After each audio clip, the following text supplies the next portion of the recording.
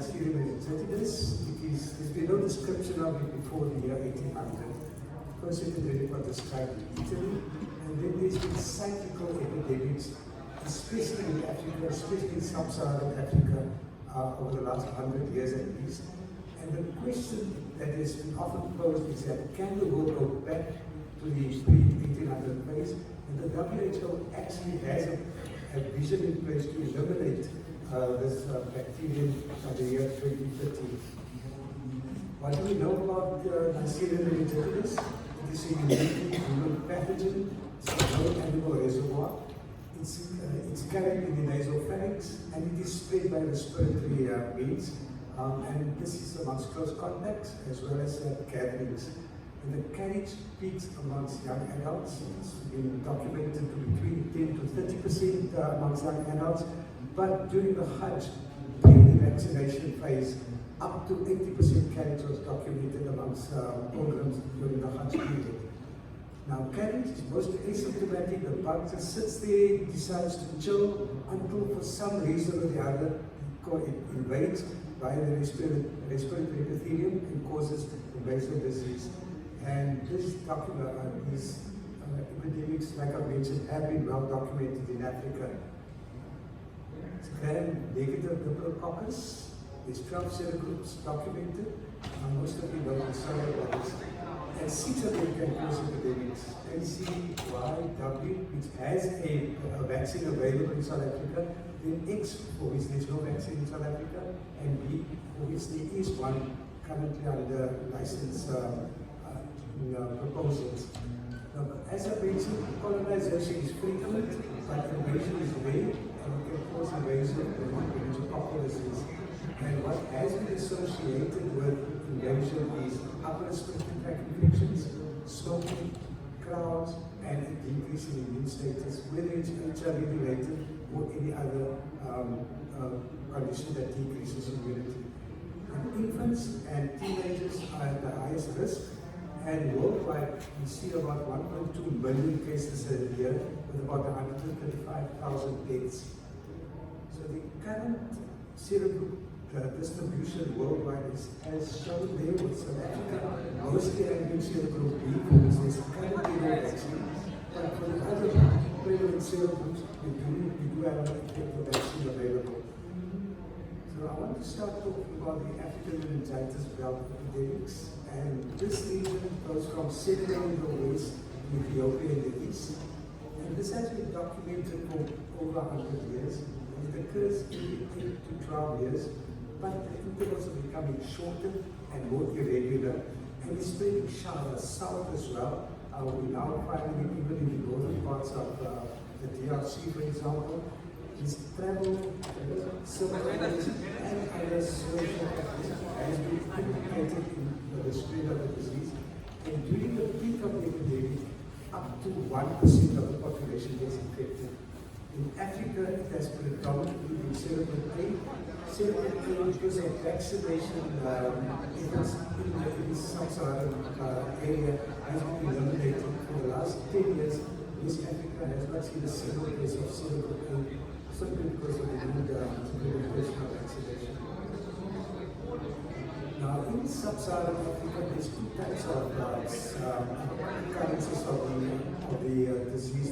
There's an annual seasonal one, like you see there at the bottom line, which is for the year 2008, and this happens every year. You see about 1,000 to 2,000 cases per week, but during an epidemic, up to 8,000 cases are seen per week in West Africa. It occurs in the winter season, and about 150 million people are at risk during any year. And what is thought to precipitate it is the Arbutin dusty wheat, which grows from sub-Saharan Africa. This dilutes the epithelial lining of the residents there and puts them at greater risk of invasion of the bacteria, which is in the first place a commensal in the nasopharynx there as well. And just to give a number to the cases, in the years 1996 and 97, about 250,000 cases were documented. About 25,000 people passed away due to it, and about 50,000 had residual comorbidities after that. And we have to take into account that these numbers were probably underreported. It was most likely more than that. And the presentations, I'm not going to go along through that. You know about meningitis, septicemia, but there are plenty of other manifestations of it. One outbreak in Uganda, for example, conjunctivitis was quite commonly seen. Arthritis, pneumonia was seen in up to 20% of cases each. And then other manifestations of abdominal pain in younger children, especially found in France lately, and then other cutaneous manifestations. And the reality of it in Africa is that up to 80% of it can be fatal, if not greater. And even with appropriate treatment, mortality can be up to 20%. And some studies document up to a third of survivors having significant complications. And as I mentioned already, initially it is a very non-specific presentation. It can be with simple headaches in children, for example. Then after about 12 hours, leads to drowsiness with pyrexia, and death can occur within 24 hours. Again, eventually, I'm going to mention the vaccine again and again, because there is one vaccine available in South Africa currently. Now we talk about Hajj and IMASA, and you all are aware of the type of crowds that we get here, up to 10 people per square meter at the peak of the Hajj period. We all know about the Hajj cough. Virtually 90% of pilgrims during Hajj will have one form of respiratory infection or not, or one form of respiratory infection or another, sorry. And we know that people come from 184 countries converging onto Saudi Arabia, but we have to take into account they're going to leave Saudi Arabia and take any acquired pathogen with them to the country of origin. And there's plenty of examples that has happened before, but I'm just going to mention one, which was outbreak in 2001, where pilgrims, returning pilgrims, took the particular serum group, which is called W, to 14 different countries upon them, causing localized outbreaks in countries from the USA in the west to Indonesia in the east. And in fact, for the last 10 years, the most prevalent serogroup in South America was the same serogroup that can be documented to have traveled from Saudi Arabia with pilgrims back that way. So this is what travel does. That's my interest. So since October 2001, the quadrivalent ACWY vaccine that most of you probably would have had already has been mandatory for any pilgrim going to Saudi Arabia.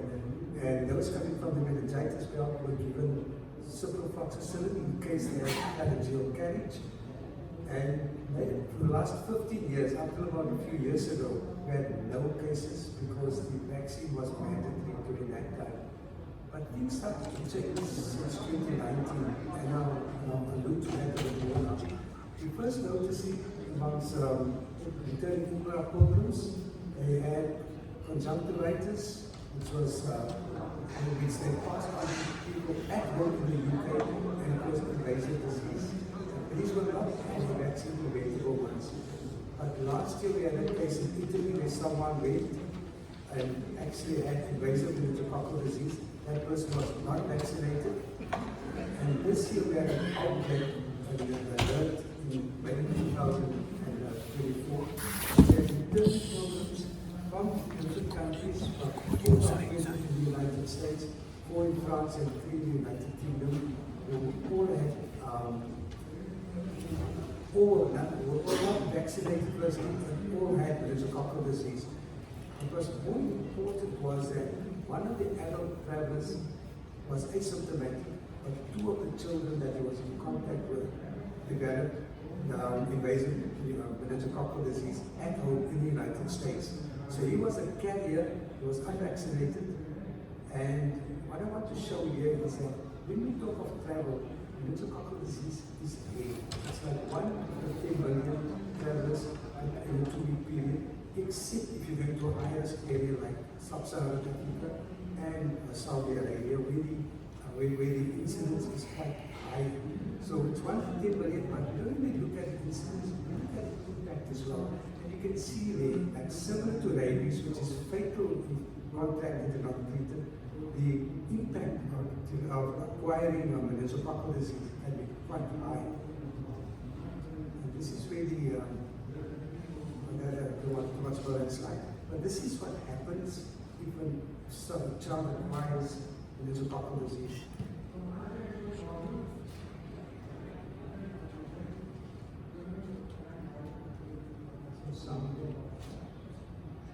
We want to emphasize again there's an effective vaccine available.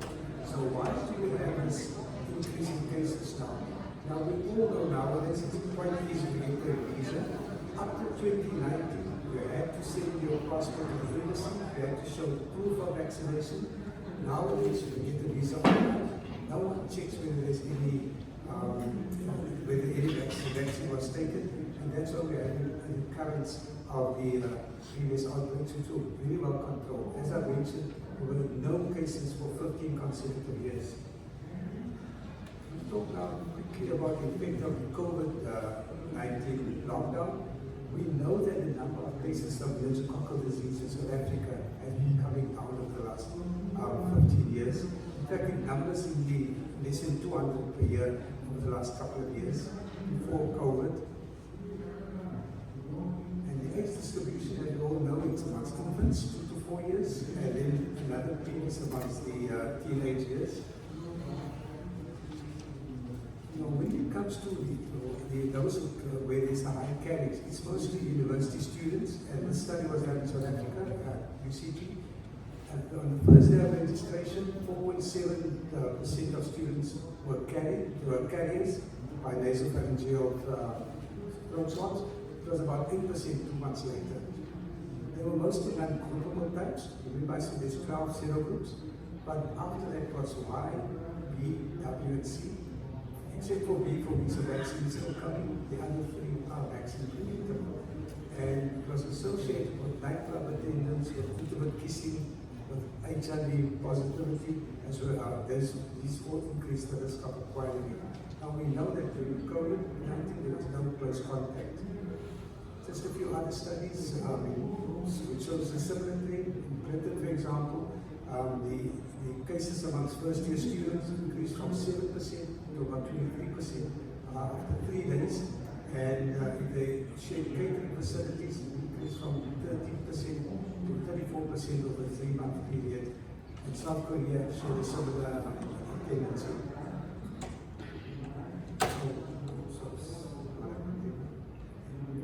So what happened during COVID was that there was a restriction of people gathering. There was this curved spread of bacterial meningitis.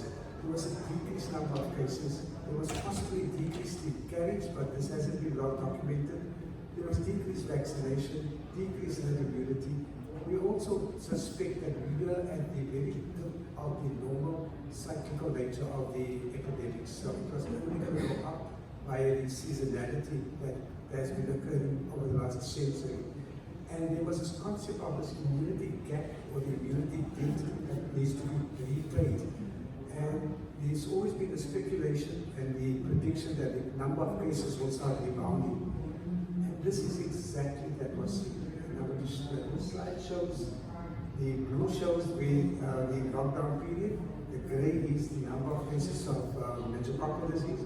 There's a clear association between the decrease in cases during the COVID period, and then after the restrictions were lifted, the number of cases started going up.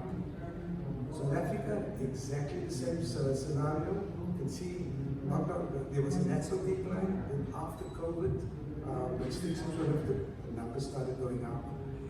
I already mentioned there were no cases of serogroup A in West Africa, but after the lockdown of COVID, there was a 50% jump in the annual meningitis cases, mostly C, but these numbers are staggeringly high. 1,700 cases of serogroup C in Nigeria over a 6-month period. And they started introducing a pentavalent vaccine, which includes X. There's AC, Y, W, which we have in South Africa, but they also include X. Niger, just since the beginning of the year, 2,400 cases. Central African Republic is also starting to see an increase in cases. France, we've got, these graphs are self-explanatory, they show that it's going up. And similarly in the USA, we see a similar trend as well. So, the next topic is vaccine benefits and incidence, and this I want to introduce to you. You can see when meningitis A vaccine was introduced in Africa, the numbers after that started decreasing to 0. Other serogroups like C and X have been occurring because they weren't vaccinated against it. Similarly, the predominant serogroup in the United States was in C. We started vaccinating in the year 2000, and the numbers have been going down quite markedly since then. So, if it's protecting the person vaccinated, is it protecting those around them? And for that, we looked at the vaccine effect on carriage. And as you can see here in Africa, when the vaccination started, you can see where the arrow is, the carriage amongst those who were vaccinated dropped down to 0. We did a study in 2030 where we surveyed returning pilgrims. We were looking for MERS, but we also looked for Neisseria meningitis. All our subjects were vaccinated, and there wasn't a single vaccine-related serogroup found amongst them. Similar study in Australia found exactly the same thing with a much higher cohort of 1,000 pilgrims, as well as in 2019, similar study of over nearly 4,000 pilgrims found exactly the same, that people are vaccinated, they do not return, even after Hajj, even after Big C with 3 million other people, they do not return with the similar serogroups. So, what are the recommendations currently? And you must keep in the following background. Firstly, it's mostly 0 to 2 years and teenagers that are susceptible, but we have to add those who attend mass gatherings to that as well. And because mass gatherings and travel is related to spread, you must recall that it's the cyclical nature of epidemics. There's a relationship between respiratory infections and meningococcal disease, and then the benefits of vaccinations. This is South African data where you can see the relationship between meningococcal disease, I think it's brown on color light, excuse me, and influenza A. And these are not linear relationships. The influenza one is per week, and the meningococcal one is per week per 10 million people. So it's the number of meningococcal disease patients is much lower than influenza ones, but the census we do to scale so that the relationship can be seen. And this is not only been seen in South Africa, it's been seen in Canada, where doubling in IMDs, invasive meningococcal disease incidence increases by every 100 case increase in influenza.